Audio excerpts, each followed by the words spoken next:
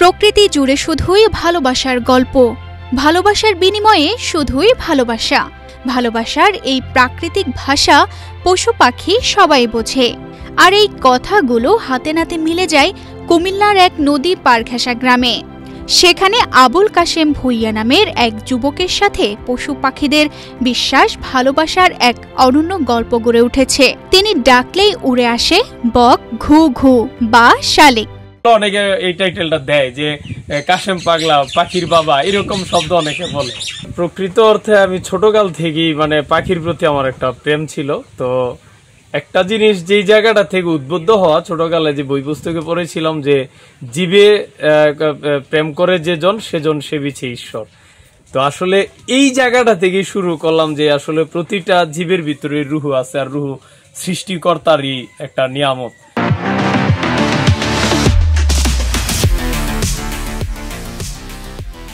এই পশু পাখির বাচ্চাগুলো যদি ক্ষতিগ্রস্ত হয় তাহলে ওরা নিজেরাই আমার বাড়িতে দিয়া যায়। তো একটা সময় আমি নিজে, এই যে দেখছেন আমি বকগুলারে ছাইরে রাখছি, এই যে ঘুঘু পাখি ছাইরে রাখছি, আমি নিজে আবদ্ধভাবে শৌখিনতার লোভে এগুলাকে করি না। মূলত এদেরকে আমি সেবা শুশ্রূষার মাধ্যমে একটা সময় যাতে ওদের যাতে ফিরে যেতে পারে আমি এতটুকু পর্যন্ত করে দিই। তো একটা সময় যখন তারা নিজেরা উঠতে শিখে, খাইতে শিখে, তখন তারা চলে যায়। কোনোটি হয়তো দীর্ঘদিন পরও আবার মাঝে মধ্যে আসে। কিছুদিন আগে হয়তো ফেসবুকে দেখেছেন যে একটা ঘুঘু পাখি এখানটায় এসে খাবার খাচ্ছে এবং আমি হাত পাচ্ছি, আমার হাত এসে বসছে। আবুল কাশেম ভুইয়ার পাশাপাশি তার পুরো পরিবার জড়িয়ে পড়েছে পশু পাখিদের প্রেমে। ফলে তাদের পুরো বাড়িটি পশু পাখিদের জন্য নিরাপদ আশ্রয়ে পরিণত হয়েছে। আবুল কাশেম ভুইয়ার স্ত্রী ও 2 সন্তানও তাদের যত্নে ব্যস্ত থাকেন। অসুস্থ বিড়াল, আহত কুকুর কিংবা পাখির ছানা সবাই আশ্রয় পায় এই বাড়িতে। আমার ছেলে মেয়ে চমৎকার ভাবে এটা উপভোগ করে। আমার ছেলে মেয়েরা আমার মতন এই পাখি প্রেমিক হয়ে গেছে। অন্যান্য যে কুকুর বিড়াল আছে এদেরকে খাবার দেই, খরগোশ আমার হাত থেকেই খায়, এর মধ্যে এই কবুতরও ঘর থেকেই খাবার খায়। আর এই যে বকের জন্য কিন্তু আর ঘরের খাবার দেওয়া যায় না, এটার জন্য আলাদা মাছ কিনে আনতে হয়। আবুল কাশেম ভুইয়ার বাবা মারা যান 1993 সালে। নিজেদের অসহায় অবস্থা থেকেই পাখির প্রতি পুরোপুরি মগ্ন হয়ে যান তিনি। আমার বাবা মারা যায় 93 সালে।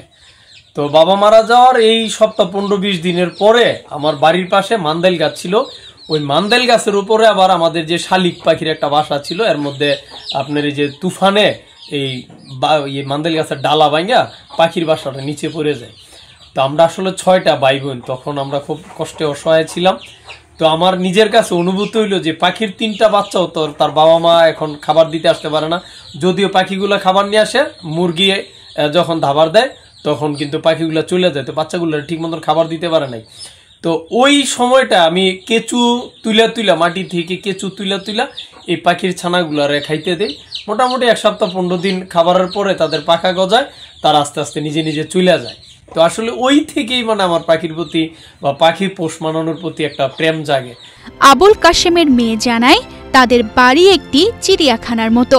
আমাদের বাড়িটা একটা চিড়িয়াখানার মতো। এখানে বিভিন্ন রকমের পাখি আমরা পালন করি। বিড়াল আছে, খরগোশ আছে, একটা কুকুরও ছিল। কুকুরটা অনেক ভালো ছিল, আমার বাবা কুকুরটাকে অনেক ভালোবাসত।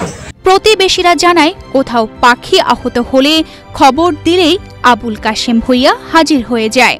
যত প্রকার পাখি আছে, শালিক, ঘুঘু, পাখি যত ভ্যারাইটি অফ বার্ডস, উনি সবকিছু মেনটেন করে। এই বাড়িটাকে আমরা জানি যে এটা একটা পাখির অভয়ারণ্য। সবাই করতে পারে না, সবাই রাখতে পারে না এসব। আমরা ছোটবেলা অনেক সময় চেষ্টা করছি, কিন্তু আমরা পারি নাই। আল্লাহ রহমত আছে, এর জন্য ওনার বাসায় আসে সবকিছু। পাখি আসে, হাঁস আসে, মুরগি আসে, উনি নিজে আনে। ওইভাবে আসে। ওনার বাড়িতে অনেক গাছপালা আছে, বিভিন্ন ধরনের পাখি আসে, অতিথি পাখি আসে। আসলে এটা সবার জন্য গর্বের বিষয়। কুমিল্লার হোমনা ও তিতাস উপজেলার মাঝ দিয়ে বয়ে চলেছে হাভাতিয়া নদী।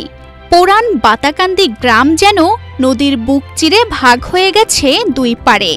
এই নদীর উত্তর পারে আছে এক বাড়ি, যা আজ স্থানীয়দের কাছে পরিচিত পাখির চিড়িয়াখানা নামে। মানুষ বা পশু পাখি সবাই প্রকৃতির সন্তান। সবার প্রাণ আছে, মন আছে, সবাই বাঁচতে চায়, এমনকি মানুষের মতো ভালোবাসার বিনিময়ে ভালোবাসতে চায়। পরিবেশ ও প্রকৃতির ভারসাম্যের জন্য এই বোঝাপড়া খুব প্রয়োজন বলে মনে করেন এই বন কর্মকর্তা। প্রাণীর প্রতি ভালোবাসা, তারা অবশ্যই ভালো মানুষ, এটা ভালো কাজ, ভালো উদ্যোগ, ভালো মানুষ আছে বলেই তো দেশটা টিকে আছে, নাহলে তো টিকার কথা না। প্রকৃতি সর্বপ্রাণীর প্রাণ ধারণের ব্যবস্থা করে। প্রকৃতির উপর নির্ভর করে মানুষ যেমন বাঁচে, তেমনি বাঁচে অন্য বন্য সবাই।